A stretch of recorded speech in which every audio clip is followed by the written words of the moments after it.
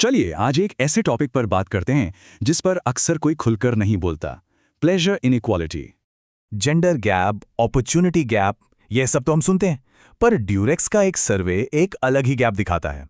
सर्वे में पता चला कि भारत की 70% महिलाएं सेटिस्फाइड नहीं हैं।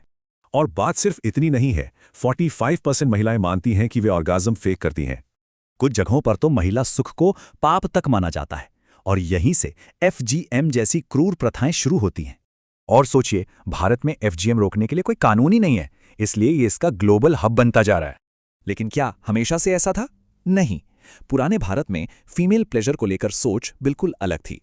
इतनी अलग कि हमारे यहाँ फीमेल प्लेजर के लिए एक देवी भी थी, रति। महाभारत में एक राजा थे जो औरत बनकर ज्यादा खुश थे। कहते थे इसमें ज्यादा प्लेजर है। यहाँ तक कि 300 बीसी के ग्रंथों में प्लेजर टॉयज का जिक्र है, एक ऐसा टॉपिक जो आज भी टैबू है। 11वीं सदी की रति रहस्य में तो ये भी बताया गया है कि लूनर साइकिल के साथ अराउजल पॉइंट्स कैसे बदलते हैं। तो सवाल ये है कि इतना ओपन समाज इतना दबा हुआ कैसे बन गया? इसकी एक बड़ी वजह है समाज की कंडीशनिंग और पवित्रता या प्योरिटी का जुनून।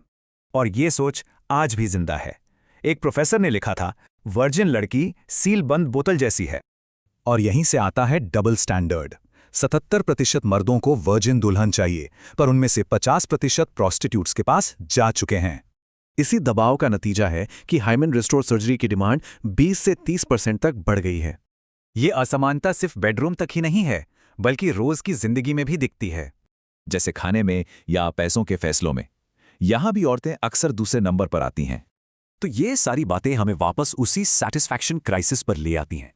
रिसर्च बताती है कि सिर्फ इंटरकोर्स से 50% ऑर्गेजम्स होते हैं, पर एक्स्ट्रा स्टिमुलेशन से यही नंबर 86% हो जाता है।